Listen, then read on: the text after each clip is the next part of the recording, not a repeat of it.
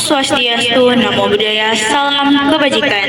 Puji syukur kami aturkan kepada Tuhan Yang Maha Esa karena atas rahmat dan hidayahnya sehingga kami dapat menyelesaikan tugas akhir mata kuliah Bahasa Indonesia dengan tepat waktu. Harapan kami setelah menonton video ini, teman-teman dapat menambah wawasan mengenai materi yang akan kami sampaikan. Kami dari kelompok 1 akan memaparkan materi mengenai anemia pada ibu hamil untuk memenuhi tugas ujian akhir semester mata kuliah Bahasa Indonesia yang diampu oleh Ibu Eli Mardianingsih, SPD, MPD. Kelompok 1 beranggotakan 5 orang yang terdiri dari saya sendiri, Amelia Kurnia sebagai moderator. Saya Angela Vitaliana sebagai penyaji pertama. Saya Dea Rosadi sebagai penyaji kedua. Saya Sofleng Sari sebagai penyaji ketiga. Saya Marinita sebagai penyaji yang keempat. Materi kami terdiri dari 3 bab pembahasan. Bab pertama berisikan tentang latar belakang, tujuan, dan rumusan masalah. Kemudian bab 2 berisikan tentang pembahasan, serta bab 3 berisikan tentang kesimpulan dan saran. Langsung saja kepada penyaji pertama, Angela Vitaliana, kami persilahkan untuk menyampaikan materi bab pertama. Baiklah, terima kasih kepada moderator atas kesempatan yang diberikan kepada saya. Langsung saja kita ke pembahasan pertama, yaitu latar belakang. Yang pertama, dampak anemia pada anak akan menimbulkan intelligent quotient atau IQ rendah, penurunan kemampuan belajar, dan penurunan pertumbuhan. Yang kedua, dampak secara ekonomis dapat dihitung berdasarkan biaya yang harus dikeluarkan bila terkena anemia. Yang ketiga, dampak anemia pada wanita hamil, yaitu berpotensi menyebabkan kelahiran perdarahan. Baiklah, selanjutnya rumusan masalah. Rumusan masalah dari pembahasan kami ada 5 poin.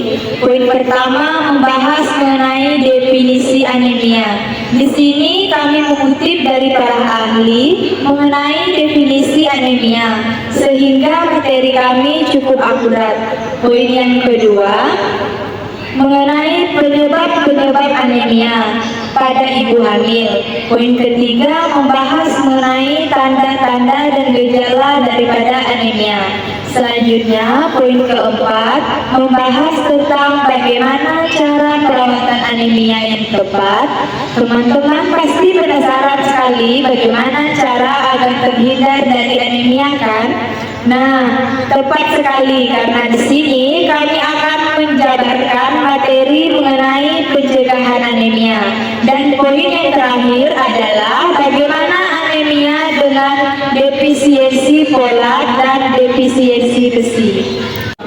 Selanjutnya, adapun tujuan dari pembahasan kami adalah untuk mendeskripsikan definisi anemia secara akurat. Kemudian, kami akan menjelaskan penyebab anemia pada ibu hamil. Terkadang ibu hamil tidak menyadari penyebab dirinya terkena anemia, sehingga di sini kami akan membahas penyebab anemia pada ibu hamil. Selanjutnya, tujuan kami membahas teori ini adalah untuk mendeskripsikan tanda-tanda dan gejala anemia. Setelah kami mendeskripsikan, semoga teman-teman di sini dapat menyadari tanda dan gejala anemia. Kemudian, kami juga akan mendeskripsikan mengenai perawatan, pengobatan, serta pencegahan anemia, sehingga teman-teman semua dapat memahami cara-cara untuk pengobatan, perawatan, serta cara mencegah anemia. Terakhir, tujuan kami membahas kasus ini adalah untuk mendeskripsikan anemia defisiensi folat, anemia defisiensi besi secara detail dan mudah dipahami. Terima kasih. Kami kembali ke moderator. Terima kasih kepada penyaji pertama yang telah menyampaikan materi yang sangat informatif kepada kita semua. Semoga materi yang disampaikan dapat bermanfaat bagi kita semua. Selanjutnya kita akan mendengarkan materi yang tidak kalah pentingnya, yaitu bab kedua yang akan disampaikan oleh penyaji kedua dan ketiga. Kepada Dea Andi Rosadi selaku penyaji kedua dan Sofi Layasari selaku penyaji ketiga, saya persilahkan. Baik, terima kasih kepada kesempatan kepada saya untuk menyampaikan materi pada bab 2 ini yang mengenai definisi anemia. Anemia adalah suatu kondisi medis di mana jumlah sel darah atau Hb kurang dari normal. Pada pria kadar Hb kurang dari 13,5 mg, pada wanita Hb kurang dari 12 gram. Selanjutnya saya akan membahas mengenai penyebab anemia. Yang pertama ada obat-obatan atau racun. Kenapa sih obat-obatan atau racun itu berpengaruh pada penyebab anemia? Karena obat-obatan yang banyak umum kadang-kadang dapat menyebabkan anemia sebagai efek samping pada beberapa individu. Mekanisme dengan mana obat dapat menyebabkan anemia sangat banyak. Selanjutnya saya akan membahas penyebab anemia yang kedua, yaitu diet yang rendah. Kenapa sih diet yang rendah dapat menyebabkan anemia? Anemia yang berkaitan dengan gizi buruk, banyak vitamin dan mineral diperlukan untuk membuat sel-sel darah merah. Oleh karena itu, kita perlu mengatur pola makan yang sehat dengan menu gizi seimbang. Selanjutnya, saya akan membahas penyebab yang ketiga, yaitu gagal ginjal. Kenapa sih gagal ginjal kok menyebabkan anemia? Anemia yang berhubungan dengan penyakit ginjal mengeluarkan hormon yang disebut erythropoietin yang membantu sumsum tulang untuk membuat sel darah merah pada orang dengan penyakit ginjal kronis atau jangka panjang.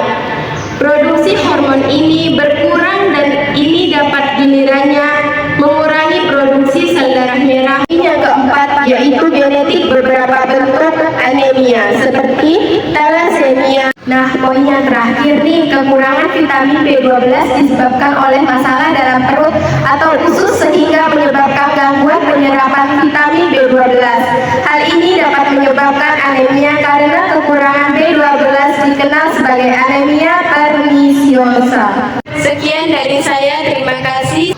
Baiklah, terima kasih kepada moderator atas kesempatan yang diberikan kepada saya untuk menyampaikan materi pada bab 2. Di sini saya akan menjelaskan tanda dan gejala anemia. Untuk yang pertama, anemia ringan ditandai dengan kelelahan, penurunan energi, kelemahan, sesak nafas, lalu palpitasi, yaitu detak jantung yang berdebar-debar, tampak pucat. Lalu ada juga anemia berat yang ditandai dengan perubahan warna tinja seperti warna tinja yang kehitaman, lalu denyut jantung cepat, tekanan darah rendah, frekuensi pernapasan cepat, pucat atau kulit dingin, kulit kuning, murmur jantung, pembesaran mata, pusing atau kepala terasa ringan, kelelahan atau kekurangan energi, sesak nafas, rambut rontok, dan terakhir Malaysia. Malaysia itu rasa tidak nyaman. Baik, itulah penjelasan saya tentang tanda dan gejala anemia. Defisiensi folat dan besi. Yang pertama, defisiensi folat. Defisiensi asam folat apabila kadar asam folat di bawah normal, yaitu folat serum kurang dari 3 mg dan folat enrosit kurang dari 130 mg. Selanjutnya yang terakhir, defisiensi besi. Anemia defisiensi besi disebabkan kekurangan besi yang digunakan untuk sintesis hemoglobin atau Hb. Baik, yang terakhir yaitu perawatan, pengobatan, dan pencegahan anemia. Pada perawatan anemia ringan dan zat besi rendah diberikan suplemen zat besi. Biasanya ibu hamil berpotensi mengalami perdarahan. Hal itu disebabkan karena kurangnya zat besi di dalam tubuh. Oleh karena itu, diperlukan suplemen tambahan yaitu suplemen zat besi.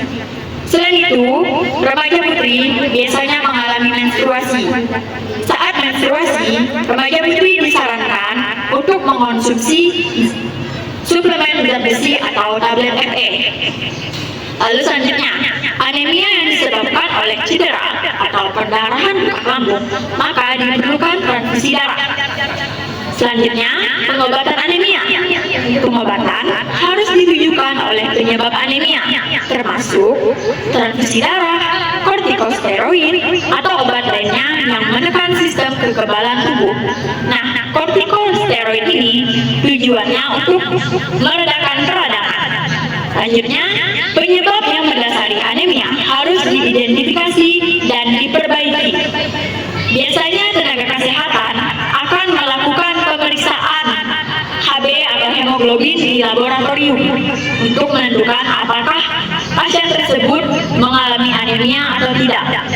Yang terakhir, pencegahan anemia, yaitu dengan makan makanan yang sehat seperti makan sayur-sayuran hijau, kacang-kacangan, dan yang lainnya. Lalu, menghindari alkohol. Mengapa? Sebab alkohol dapat menjadi racun bagi sum-sum tulang belakang dan memperlambat produksi sel darah merah. Lalu yang terakhir, melakukan pemeriksaan kadar Hb agar anemia dapat terdeteksi.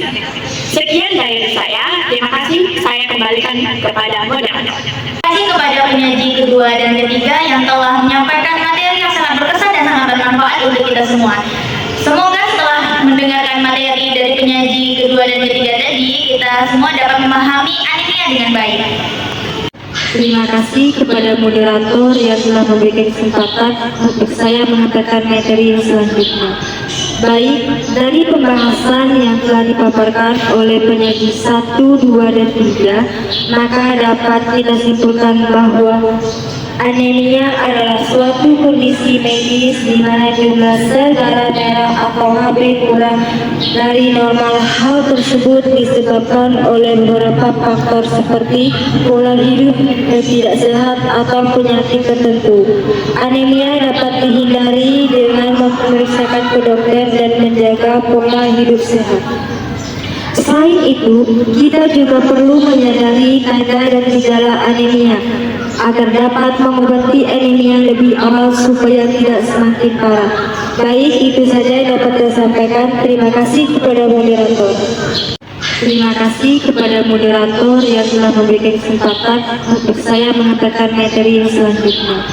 Baik, dari pembahasan yang telah dipaparkan oleh penyaji 1, 2, dan 3, maka dapat kita simpulkan bahwa anemia adalah suatu kondisi medis di mana jumlah sel darah merah atau Hb kurang dari normal. Hal tersebut disebabkan oleh beberapa faktor seperti pola hidup yang tidak sehat atau penyakit tertentu.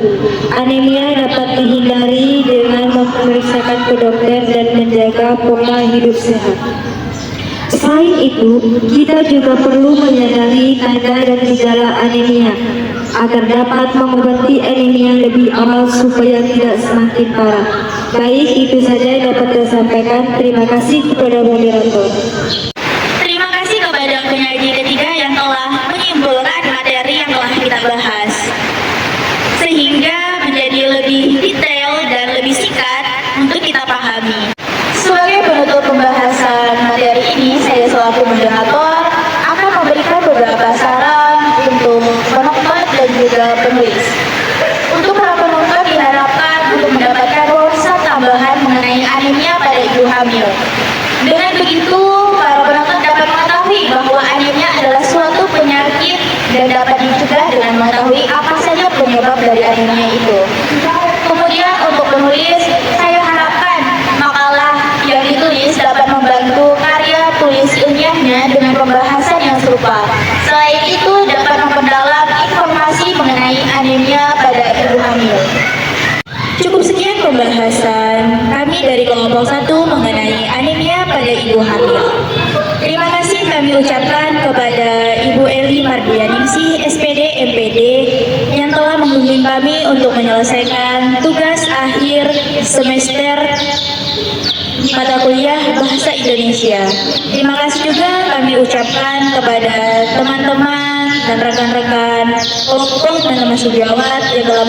Saya selaku moderator memohon maaf apabila ada kesalahan dalam penyampaian materi, ada kesalahan dalam penggunaan kata dan bahasa. Akhir kata, wabillahi taufik wal hidayah. Assalamualaikum warahmatullahi wabarakatuh.